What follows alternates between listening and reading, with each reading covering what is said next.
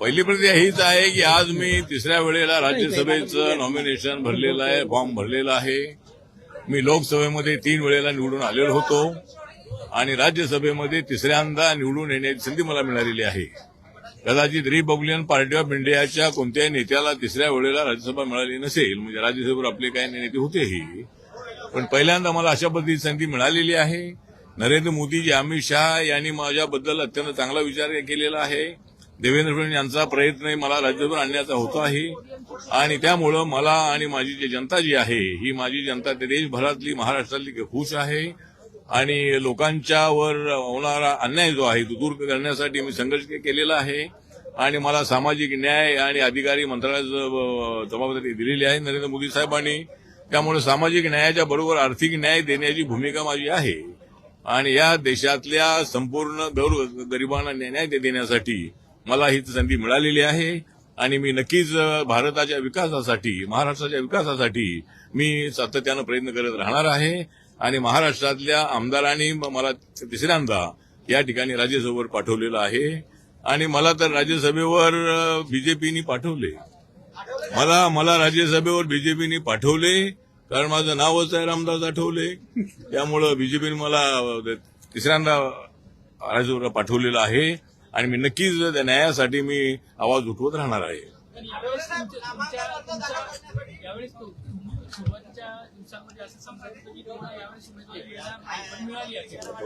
नाही, सुरुवातीला असं काही नाही.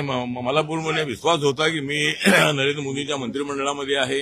देशभरामध्ये माझी ओळख आहे. देशभरामध्ये जी दलित जनता आहे ती माझ्या सोबत आहे आणि महाराष्ट्रातील आहेच आहे. त्यामुळं माननीय नरेंद्र मोदी साहेबांना माहिती होतं आणि संसदेमध्ये मी नसणं हे सगळ्या खासदारांना अन्यायकारक राहणार होतं. त्यामुळं माझ्यासारख्या एका कार्यकर्त्याला ही संधी मिळालेली आहे आणि ही अत्यंत चांगली गोष्ट आमच्या समाजासाठी आहे. बाबासाहेब आंबेडकरांची कृपा नसती तर कदाचित मला हे मिळालं नसतं. बाबासाहेबांचा आशीर्वाद माझ्या पाठीमागे आहे, छत्रपती शिवाजी महाराजांचा आशीर्वाद माझ्या पाठीमागे आहे आणि जनतेचा आशीर्वाद माझ्या पाठीशी आहे. त्यामुळे मला ही संधी मिळालेली आहे आणि देशामध्ये आहे नरेंद्र मोदींची आंधी, देशामध्ये आहे नरेंद्र मोदींची आंधी. मग का मिळणार नाही मला राज्यसभेची संधी? त्यामुळे राज्यसभेची संधी मला मिळालेली आहे आणि त्याचा उपयोग मी अत्यंत चांगल्या पद्धतीने करणार आहे. हाऊसमध्ये मंत्री तर मी आहेच आहे, पण आरपीआयचा खासदार म्हणूनही मी त्या ठिकाणी आवाज उठवत राहणार आहे आणि माझा जो फॉर्म आहे, माझं नाव बीजेपीच्या कोट्यामध्ये जरी आला असलं तरी बीजेपीकडूनच मी निवडून येणार होतो. त्यामुळे मी 2 वेळेला याच्या अगोदर रिपब्लिकन पार्टी ऑफ इंडियाच्या तिकिटावर मी इथे निवडून आलेलो आहे. त्यामुळे आता सुद्धा मी रिपब्लिकन पार्टीच्या एबी फॉर्मवर माझा फॉर्म भरलेला आहे आणि मी रिपब्लिकन पक्षाचा आहे. माझा बीजेपीसोबत अलायन्स आहे, मी एनडीएमध्ये आहे आणि त्यामुळे मला चांगलं काम करण्याची संधी मिळालेली आहे.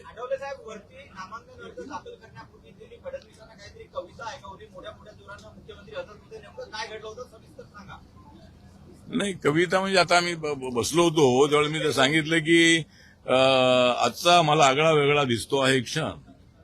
आजचा मला आगळा वेगळा दिसतो आहे क्षण कारण देवेंद्र फडणवीस यांच्या कपड्यांचा, त्यानंतर विनोद तावडे यांच्या जॅकेटचा, आशिष शेलार यांच्या जॅकेटचा आणि बावनकुळे यांच्या जॅकेटचा आणि माझ्या शर्टाचा जो रंग आहे तो आहे रिपब्लिकन. आमच्या सगळ्यांचा रंग आज होता रिपब्लिकन, म्हणूनच आजचा आगळा वेगळा होता क्षण. मला नरेंद्र मोदींनी दिलेलं आहे राज्यसभेचं धन, मला नरेंद्र मोदींनी दिले आहे राज्यसभेचं धन आणि म्हणूनच माझं आणि माझ्या सगळ्यांचं खुश आहे मन. तर हे मी त्यांना सांगितलेलं होतं आणि मी काम करत राहणार. मी कार्यकर्ता आहे, नेता मी अजिबात नाही, कार्यकर्ता म्हणून माझं पद मोठं आहे. मला राज्यसभा मिळाली किंवा नाही मिळाली तरीही राज्यसभा मिळाल्यामुळं मला अजूनही देशभरामध्ये फिरता येणार आहे, काम करता येणार आहे आणि माझं मंत्रिपद जे आहे, राज्यसभा मिळाली नसती तर मला मंत्रिपदाचा राजीनामा द्यावा लागला असता. त्यामुळं मी नरेंद्र मोदींच्या मंत्रिमंडळामध्ये असणं हे बीजेपीच्या एनडीएच्या फायद्याचं आहे. त्यामुळे मला तिसऱ्यांदा ही संधी मिळालेली आहे. राज्यसभा में जा रहे हैं आप, राज्यसभा नॉमिनेशन आपने आज भरा है, जो मौका दिया गया है महायुति की तरफ से, क्या कुछ कहेंगे? मतलब महायुति की तरफ से यही कहेंगे कि मुझे राज्यसभा में भेजने का प्रयत्न देवेंद्र फडणवीस साहब का था और माननीय नरेंद्र मोदी साहब, अमित शाह साहब और जो हमारे नितिन नवीन जी जो अभी नई पार्टी के अध्यक्ष बने हैं, सबकी भावना थी कि भाई मेरे जैसा एक कार्यकर्ता जो है कार्यकर्ता संसद में होना चाहिए। और मुझे तीसरी बार मतलब राज्यसभा में जाने का मौका मिला है और इसीलिए मुझे लगता है कि मैं देश के लिए काम करता रहूंगा, महाराष्ट्र के लिए काम करता रहूंगा, मेरे दलित जनता के लिए काम करता रहूंगा, झुग्गी झोपड़ी लोगों को न्याय देने के लिए मैं काम करता रहूंगा। तो इसीलिए मुझे काम करने का मौका मिला है। मंत्री पद तो मेरे पास ही है, लेकिन राज्यसभा ना होती तो मेरा मंत्री पद जाता था। तो इसीलिए मैं सभी लोगों के लिए काम करता रहूंगा और नरेंद्र मोदी जी का जो विजन है देश को डेवलपमेंट की दिशा से आगे बढ़ाना है, देश की इकोनॉमी 4 नंबर से 3 नंबर पर लानी है, उसके लिए गरीबों को गरीबी से हटाना होगा और हर गांव की इकोनॉमी डेवलप करना होगा। उसके लिए मैं काम करता रहूंगा। नीतीश कुमार के रूप में आपको नया साथी मिलने जा रहा है। हाँ, तो मतलब नीतीश कुमार जी के माध्यम से तो हमें एक अच्छा मिल रहा है राज्यसभा में साथी। नीतीश कुमार के माध्यम से हमें बहुत ही अच्छा मिल रहा है राज्यसभा में बहुत बड़ा साथी, लेकिन मेरे पास नहीं है हाथी। तो जो हाथी है वो मायावती के पास है हमारा हाथी। तो ठीक बात है। तो नीतीश कुमार जी बहुत एक्सपीरियंस आदमी है। वो मतलब 20 साल तक बिहार के मुख्यमंत्री रहे हैं।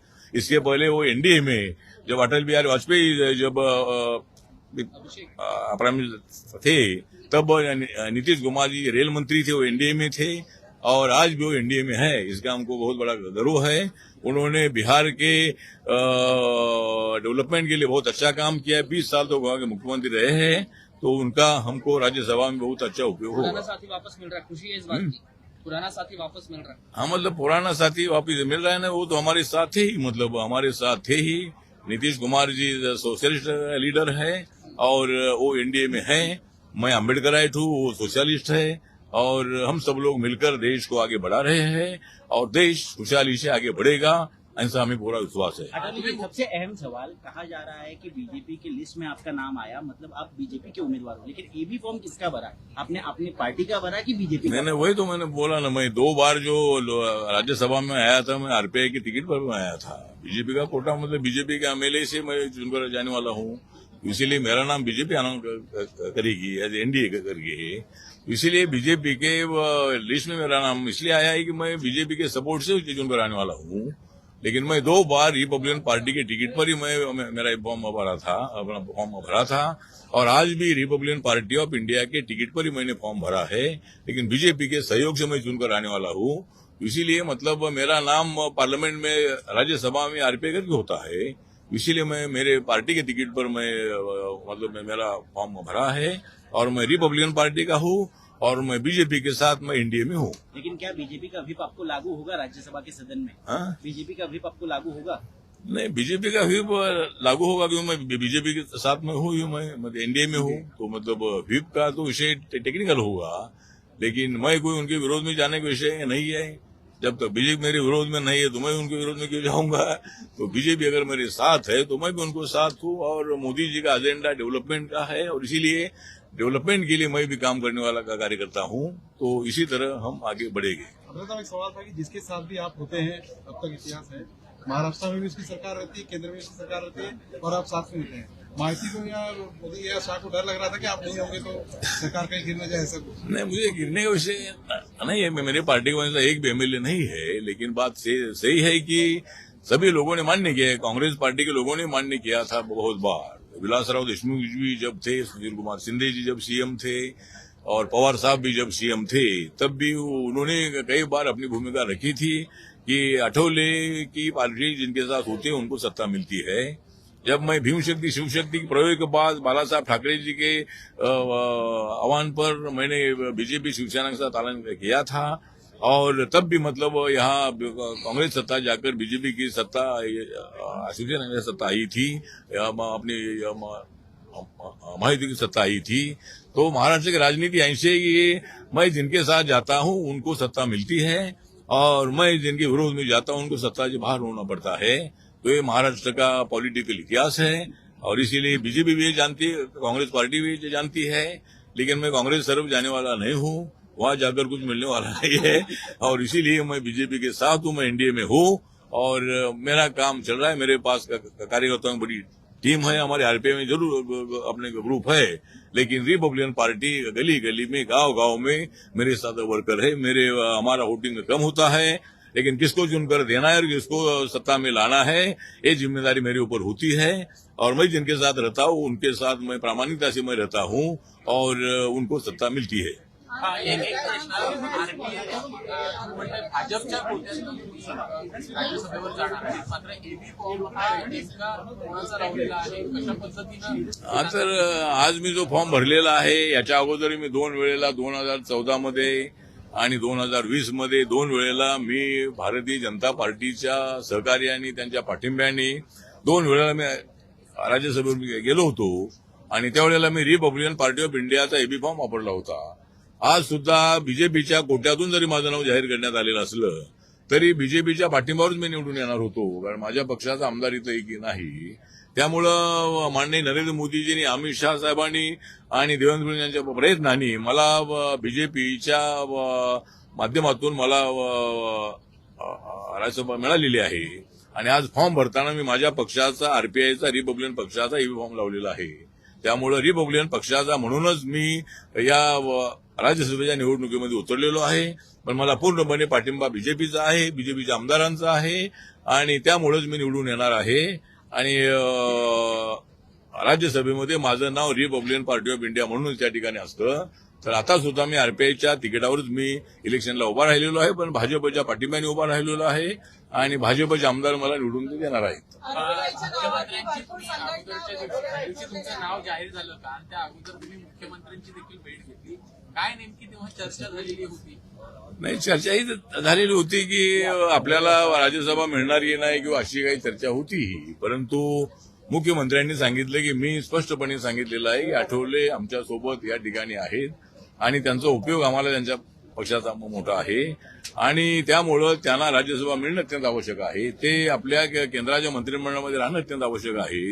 हे मी वरती अमित भाईंना वगैरे सांगितलेलं आहे, नितीन नबीन यांना सांगितलेलं आहे, पंतप्रधानांनी संपर्क साधलेला आहे आणि तुम्हाला राज्यसभा मिळालीच पाहिजे अशा पद्धतीची भूमिका त्यांनी वरती मांडलेली होती आणि नक्कीच आपल्याला राज्यसभा मिळेल अशा पद्धतीचा विश्वास सुद्धा त्यांनी माझ्यासमोर व्यक्त केलेला होता।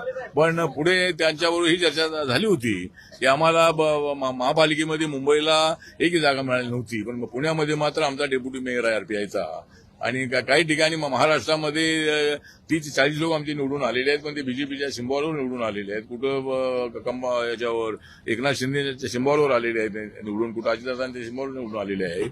पण या ठिकाणी माझी चर्चा झालेली होती, त्याच्यामध्ये आता आम्हाला एक जी 5 नॉमिनेशनच्या ज्या जागा आहेत त्यामधली एक जागा एमएलची आम्हाला मिळावी ही मागणी त्यांच्याकडे केलेली आहे। त्यानंतर महामंडळाचा 1 किंवा 2 चेअरमन पद आम्हाला द्यावीत आणि काय महामंडळाचे मेंबर द्यावे त्यांनी मान्य केलेलं आहे। त्यामुळे आता ज्यावेळेला लवकरात लवकर हे सगळं काम त्यांनी उरकावं अशा पद्धतीची त्यांना विनंती आम्ही केलेली आहे आणि सगळ्या निवडणुका झाल्यानंतर आम्ही हा निर्णय घेणार आहोत, त्यांनी अगोदर आपल्याला सांगितलेलं होतं। तर हीच त्यांच्यासोबत चर्चा आमची झाली होती। आरपीआयच्या संघटना भरपूर विखुरलेल्या आहेत, तर त्या संघटनांना एकत्रित आणण्याचा आपला प्रयत्न असतो। नाही, माझा प्रयत्न आहे की एकच पक्ष, रिपब्लिकन पक्ष असावा अशी माझी भूमिका आहे आणि बाबासाहेबांचं स्वप्न साकार करायचं असेल, गोरगरिबांना, दलितांना, आदिवासींना आणि कष्टकऱ्यांना न्याय द्यायचा असेल तर रिपब्लिकन पक्ष बाबासाहेबांच्या खुल्या पत्रातला असला पाहिजे आणि तो व्यापक असा रिपब्लिकन पक्ष असला पाहिजे। त्यामुळं पुढच्या काळामध्ये नक्की मी असा प्रयत्न करणार आहे। पण आता ऐक्यासाठी माननीय बाळासाहेब आंबेडकर यांनी पॉझिटिव्ह भूमिका घेणं अत्यंत आवश्यक आहे। तर बाळासाहेब आंबेडकरांनी जर भूमिका चांगली घेतली तर मला वाटतं की समाजाचं ऐक्य होऊ शकतं, रिपब्लिकन पक्षाचं ऐक्य होऊ शकतं आणि मोठी ताकद आपली महाराष्ट्रामध्ये राहू शकेल। त्यासाठी नक्की भविष्य काळामध्ये मी प्रयत्न करत राहणार आहे। चला काय नाही